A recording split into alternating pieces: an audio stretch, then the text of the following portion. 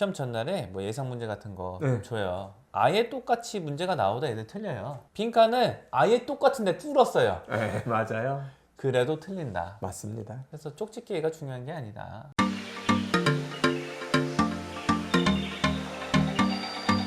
특히나 이 서술형 같은 거, 여기 마지막 쪽에 보고 계시는 이런 문제들이 전형적인 문제예요. 특정한 한 학교에만 나오는 문제가 아니라 네. 모든 학교에 나오는 문제들인데, 이런 거를 하려면은 네. 평소에 영어로 좀 글 쓰는 능력이 있어야 된다. 아이들이 막막하게 느끼는 게 직관적으로 체감을 하잖아요. 원인이 이거다. 시험 기간 안에 아무리 지문 열심히 분석하고 달달 외워도 안 된다. 어떻게 귀결이 되냐면은 네. 나는 영어를 공부해도 아무런 변화가 없어. 네. 이렇게 생각을 해요. 네. 그렇게 될 것 같아요. 제가 학생이라도 그렇게 생각할 것 같아요. 네. 네. 그러면 이제 아이들이 그런 상황에서 그런 심리적인 위축을 받은 상황에서 어떻게 행동을 하는가 네. 그거를 살펴보면은 네. 좋지 않은 네. 그런 방법을 찾을 때가 많아요. 좋지 않은 것 중에 대표적인 거가 쪽집게 찾아다니는 거죠.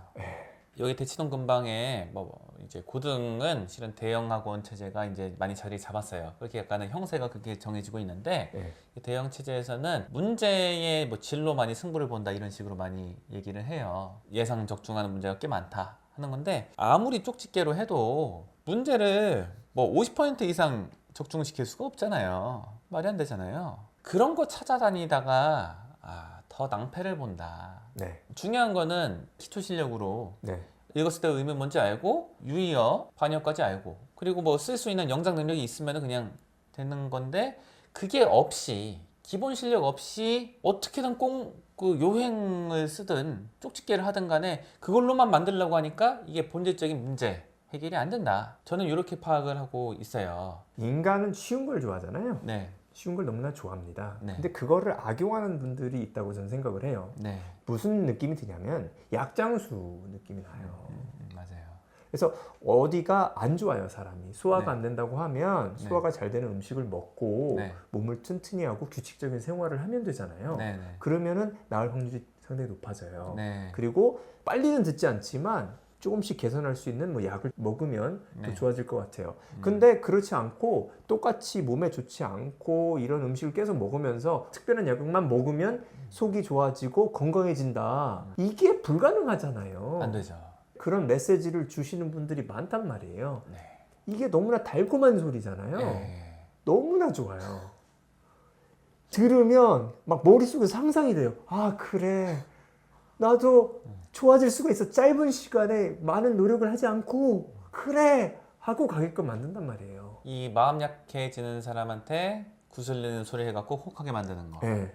학생들 입장에서는 지푸라기라도 잡고 싶은 그런 심정이 들 것 같아요. 그거를 너무 안 좋게 이용하는 게 아니냐. 뭐 쪽집게가 그 자체가 나쁘다 이렇게 보지는 않은데, 그 쪽집게가 필요한 학생들이 있는 것 같아요. 근데 그거는 이미 90% 이상을 잘 맞추는 학생들, 기본적인 내용 같은 거 잘 되는 학생들인데, 혹시나 내가 놓치는 게 있나? 혹은 출제 가능성이 높은 문제인데 내가 혹시 대응이 안 될까? 요 정도 테스트 해보고 싶은 학생들한테는 괜찮을 것도 같은데, 기본적으로 뭐 단어도 안 외운 학생들이 네. 그런 쪽집게 문제를 막 풀려고 한단 말이에요. 그거는 문제가 있다. 쪽집게가 있을 수가 없는 게 왜 그러냐면은 네, 쪽집게를 못하도록 문제를 만드는 거예요. 그러네요. 모든 네. 시스템상 이렇게 돼 있는 것이 전부 다 외워도 못 맞히게 하고 외울 수도 없는 양을 주고 쪽집게적인 그런 식으로 접근해도 점수가 많이 늘지 않도록 시험 자체를 이렇게 만들어 놓고 있어요. 그게 본질에 맞닿은 느낌이네요. 네, 만약에 쪽집게가 된다. 네, 그럼 그 사람한테 다 배워야죠. 그렇죠. 이거는 경제학이랑 비슷한 것 같아요. 어떤 게 잘 되면 다 모이잖아요. 네. 그러면은 그 수익률이 떨어져요. 그러니까 쪽집게가 있을 수가 없어요. 이 생태계상. 그러면 이제 우리가 해결책을 제시를 해야 되잖아요. 여태까지 이제 원인 파악을 실제 사례를 보면서 이제 했던 거죠. 해결책을 제시하자면은 첫 번째는 당연한 소리인데, 영어 실력을 기른다. 네. 근데 이 당연한 건데 안 지키는 사람들이 많아요. 솔직히 말씀드리면은 중하위권부터 하위권 학생들은 시험 범위가 넓기 때문에 어떤 식으로 해서 시험장에 들어가냐, 단어의 철자도 안 외운 상태에서 그냥 시험장에 간단 말이에요. 단어 뜻도 모르고 막 갈 때도 있어요. 걔네들은 완전 기본적인 것도 안 됐는데 쪽집게를 하는데 뭘 하는데 무슨 효과가 있겠습니까? 네네. 의미가 없어요. 해결책은 실력을 기른다. 영어 단어를 확실히 외워라. 그리고 영작 같은 거를 평소에 연습을 하고 시험 기간 내에도 연습을 해야 되는데 쪽집게 문제로 하기보다는 이런 식으로 하면 좋을 것 같아요. 항상 이해가 안 되는데 잠깐 기억해서 이거를 시험장에서 쏟아내겠다. 이런 마인드로 하면 안 되는 것 같아요. 안 되죠.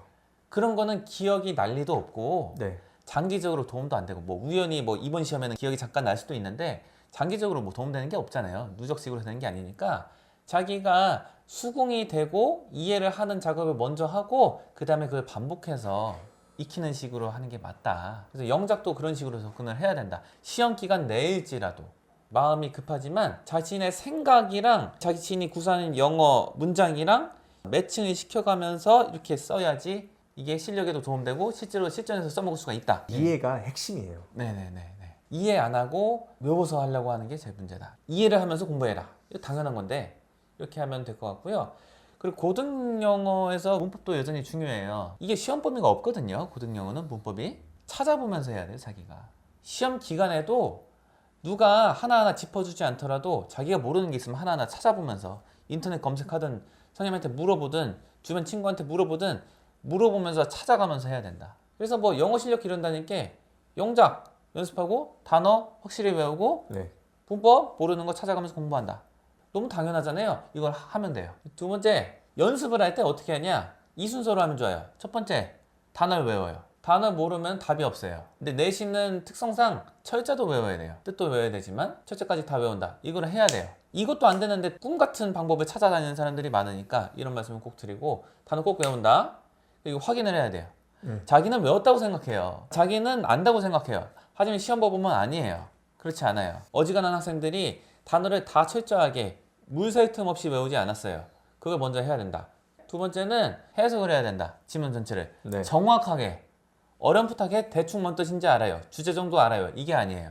문장 하나하나 부분 나눠서도 의미가 다 들어오게. 당연한 거잖아요. 지금. 네네. 네, 이걸 해야 돼요. 안 하고 있는 학생들이 중위권 정도까지 이게 안 되는 애들이 많아요. 그리고 그 다음에 해야 될 건 뭐냐? 빈칸 넣기 연습하면 돼요. 단어 외우고 해석하기가 철저하게 됐다 하면은 빈칸 넣기 하면 되고, 그게 됐다 하면은 문장 순서별, 이어질 글의 순서로 A, B, D, C냐 뭐 이런 거 고르는 거 있잖아요. 네네. 그거 연습하면 되고, 그 다음에 마지막에는 그 단어 순서별 하면은 그 정도가 현실적인 뭐 방법이지 않을까. 요것만 지키면은 시험을 잘 본다. 남 원장님께서 말씀하신 게 네, 공부량은 상당히 많습니다. 네, 많아요. 시험 범위가 길기 때문에. 근데 이게 어느 정도 이제 확인할 수 있는 기초 정도다. 이게 맞아요. 그래서 자기가 가지고 있는 거 어느 정도 확인하는 단계 정도가 돼요. 공부량은 많지만. 그렇죠.